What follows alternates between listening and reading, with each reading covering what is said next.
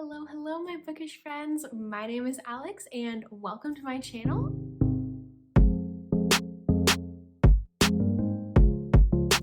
I am really excited to talk to you guys today about the 10 books that I managed to read in the month of December, even though this month felt like it was going to be such a whirlwind, like I wasn't going to get to read very much.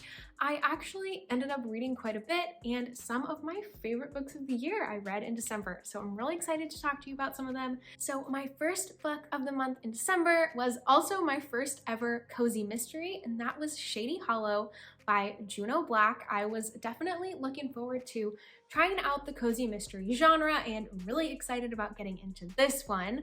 This book is about a town full of woodland creatures. They are very human-like. They're just happen to be woodland creatures, and there has been a murder. A very not well-liked toad has been found dead, and it's definitely suspicious circumstances, and our main character, Vera Vixen, who is a fox and also a reporter, decides to take it upon herself to figure out who killed this toad and what is going on in her town. I had a really fun time. This book was really adorable. It's very short, and the town was just very charming and cute. I did really enjoy the cozy mystery aspects of it. I'm not a huge mystery thriller reader. I really enjoyed that the, death and murder happened off page, and that we were just really focused on the characters and uncovering the secrets in this town.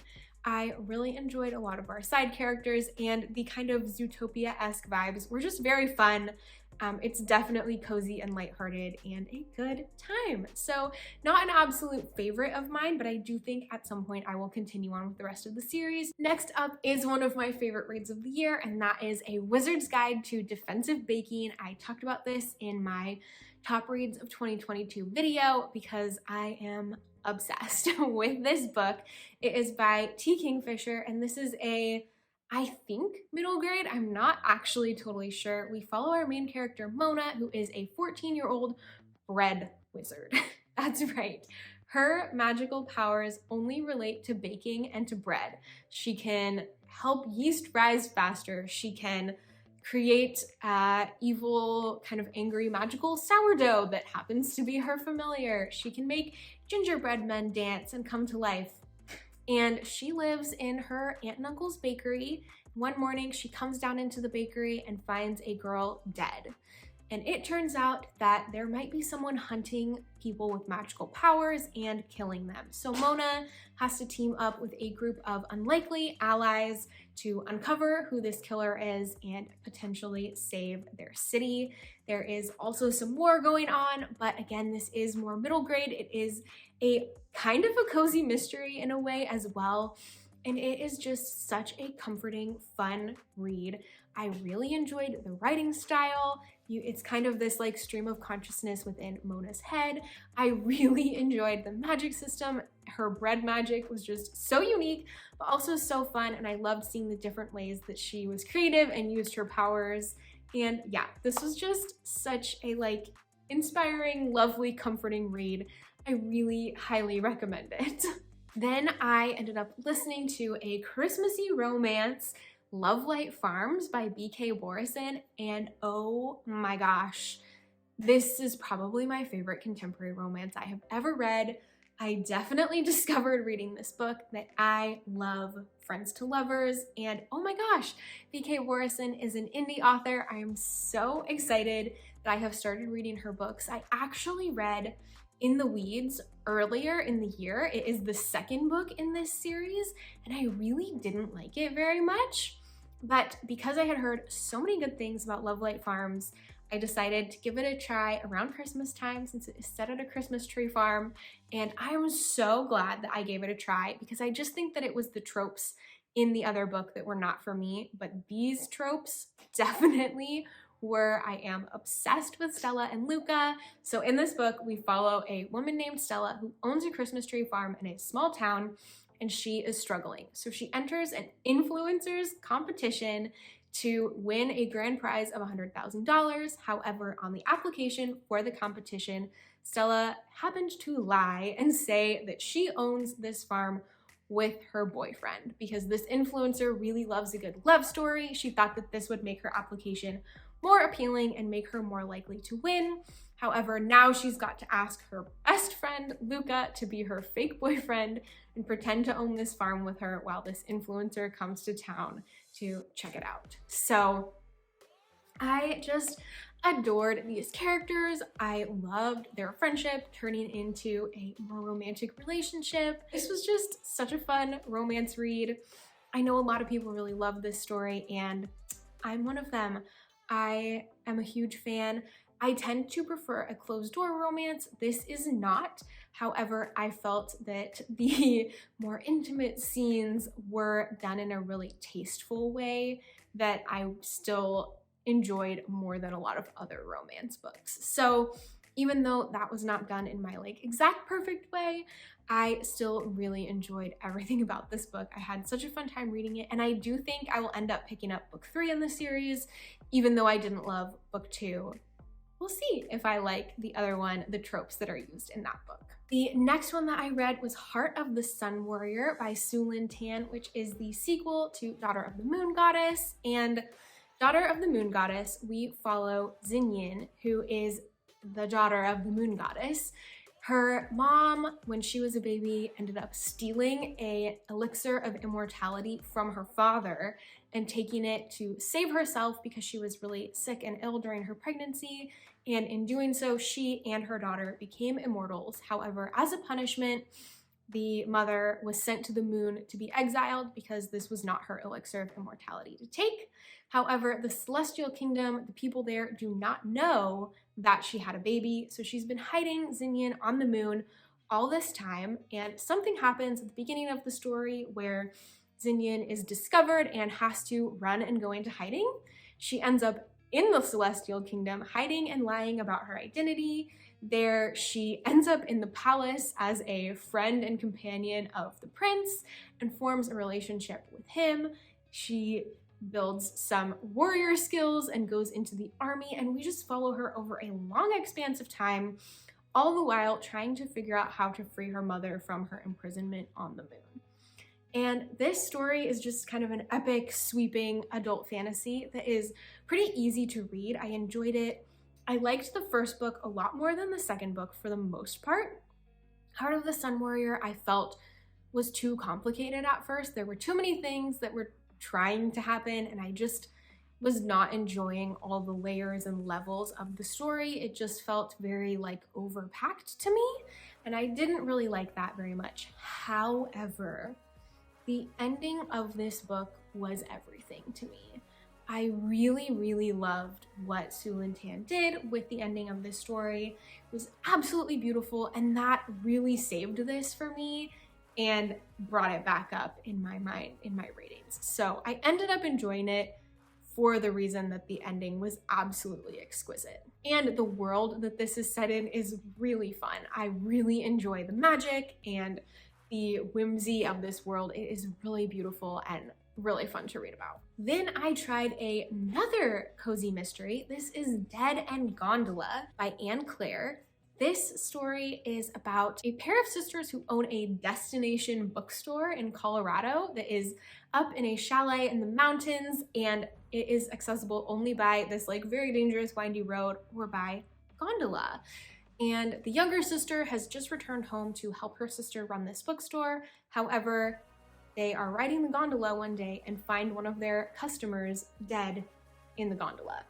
So they have to figure out who was this man, where did he come from, and obviously, who killed him? So this is a really fun mystery story. It is, again, everything happens off page. We have this like small locked town vibes because there has been this big snowstorm, and so all the roads in and out of town are closed.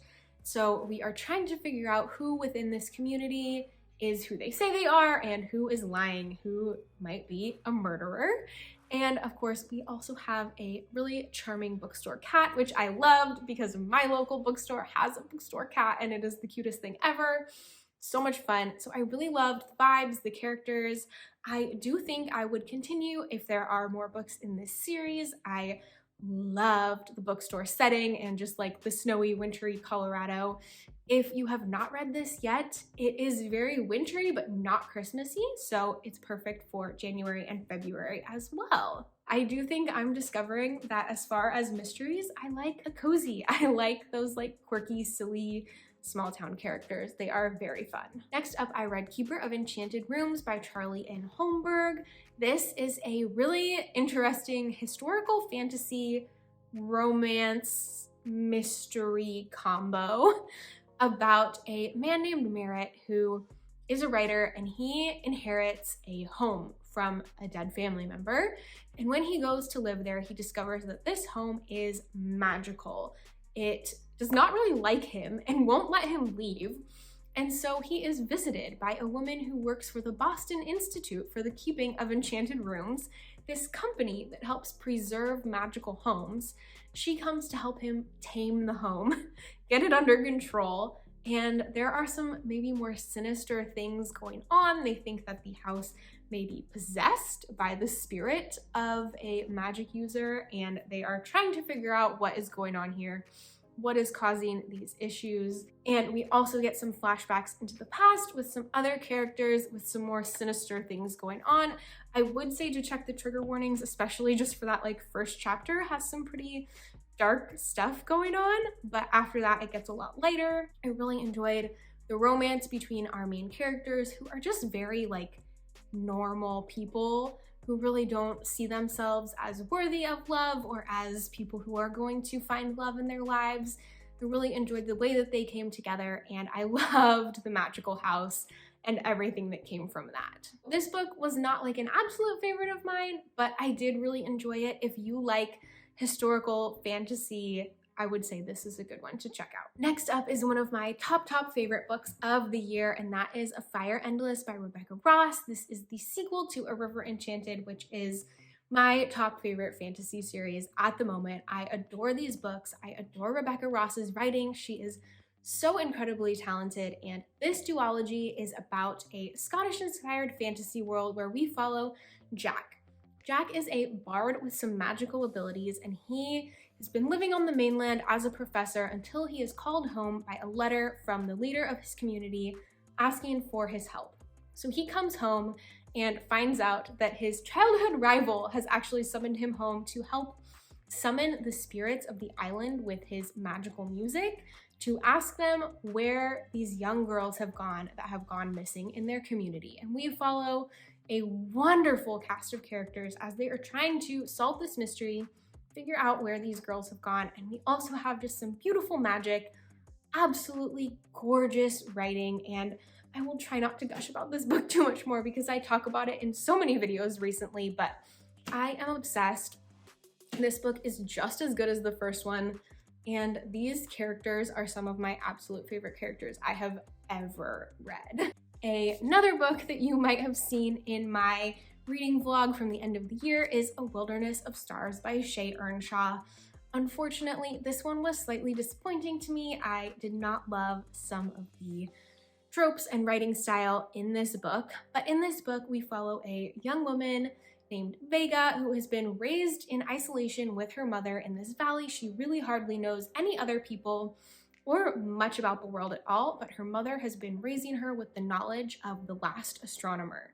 And she has been taught everything about the stars and has been kind of the only one who has this knowledge left until two stars appear in the sky that are not normally there. This signals to Vega that it is time to leave this life of seclusion and go to find this man called the Architect. And on this journey, we discover a lot about the world, a lot of things that are not fully clear in the synopsis of this book, and I don't want to spoil anything, so I'm not going to say too much. I did really enjoy the concept of the world in this book. However, the romance fell pretty flat for me, and the pacing was just not it for me. It was too slow. The chapters were too long. I didn't feel like I got to know our characters well enough at all. And yeah, the romance was a little too insta-lovey for me. Thankfully, it is like a minor plot. It's not the whole story, but that just didn't do it for me. And I still enjoyed the ending. I enjoyed the journey of this story, but there were definitely some things that just were not my cup of tea. about this book.